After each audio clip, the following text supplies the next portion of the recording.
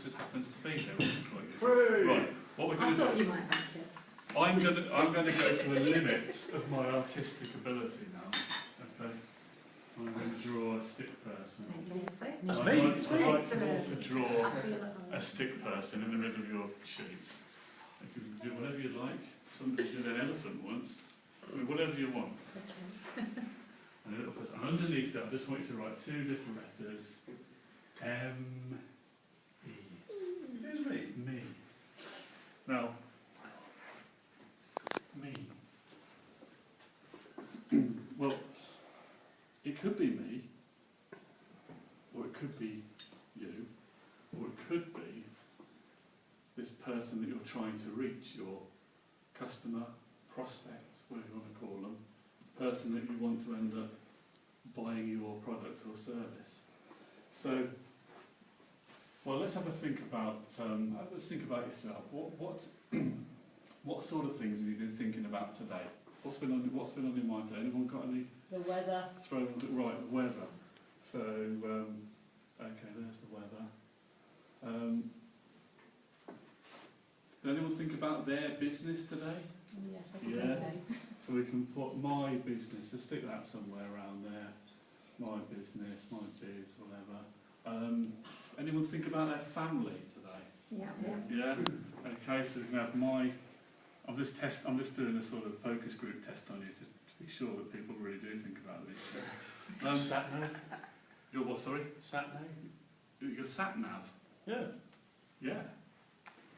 That This usually is comes quite into it true. when you go to a new place, doesn't it? My Yeah. sat nav. It could be my car, whatever. Yeah, this is very true. Did anyone think about their financial situation recently? Yeah. Yeah. My money. It's appalling.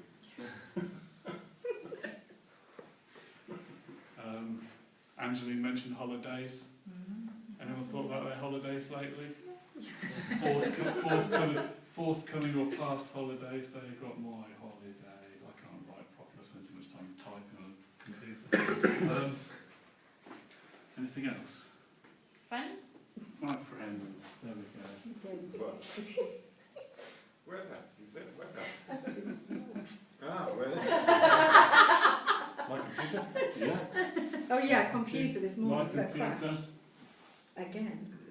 Yeah. Oh. Gritted teeth.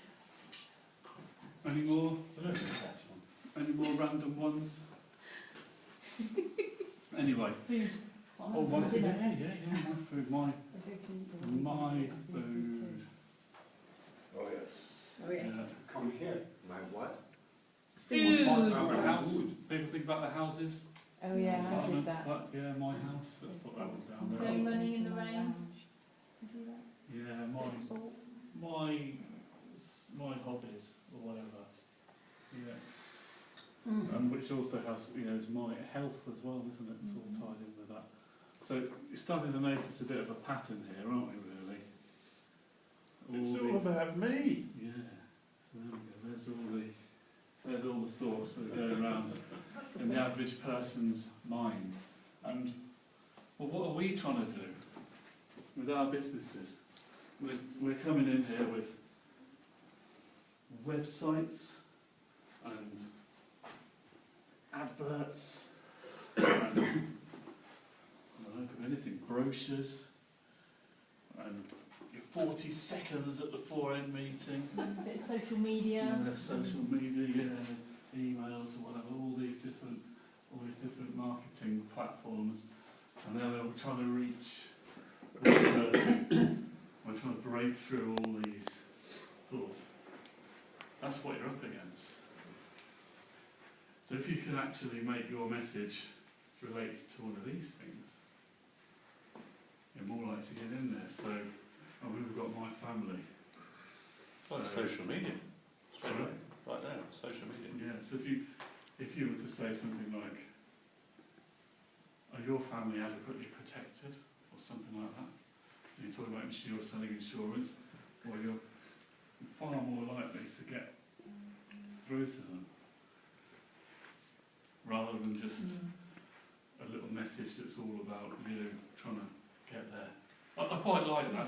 It's quite a good little diagram, I think. So it Lovely. reminds you what you're up against. Beautifully drawn. Good use of colour.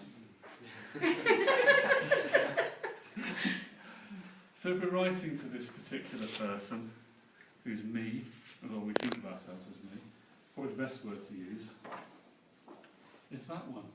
There's been all these incredibly powerful words that you can use in marketing and copywriting, been published over the years, but that one's always there, you, because that is the word that really resonates. If you think back to my, I doubt you can remember it, my 40 seconds earlier on, I stood up and I just said something like, I said, have you been in a situation like this? And then I went on to talk about sitting there and not knowing what to write.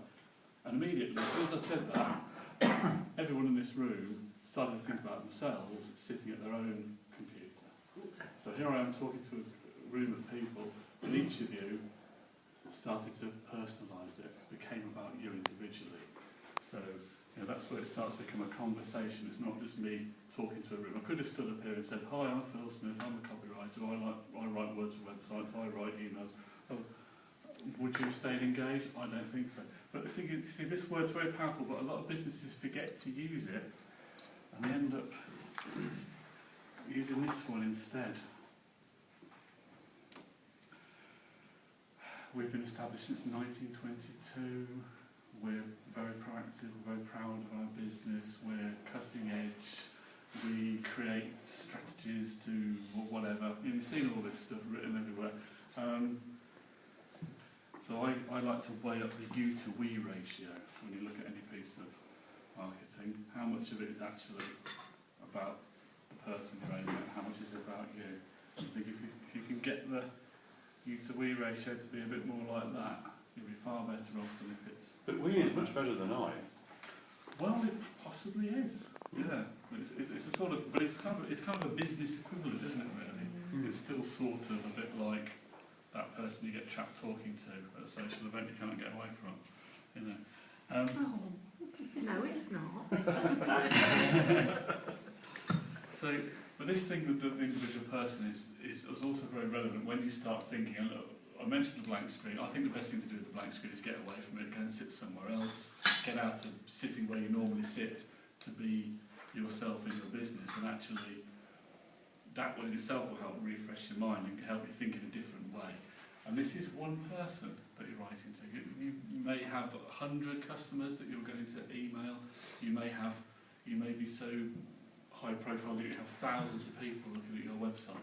But whatever the numbers are, each of the people who receives your message is an individual person. So if you start thinking of them as an individual rather than addressing a crowd, again, that's going to start making a difference. But you do see a lot of stuff that's written almost as if it is to a group of people. But everyone who receives it on their own. So that's another thing, is thinking of one person. These things on their own will start to change the way that you put yourself across. And everyone makes a decision. Every buying decision has an emotional component to it. And that's the thing you've got to think about. You've got to think about what it is that's going to... Because what do people actually want? We've all got things that we need, we've all got things that we want, but usually people's wants win out over people's needs. I mean, Paul will like this one.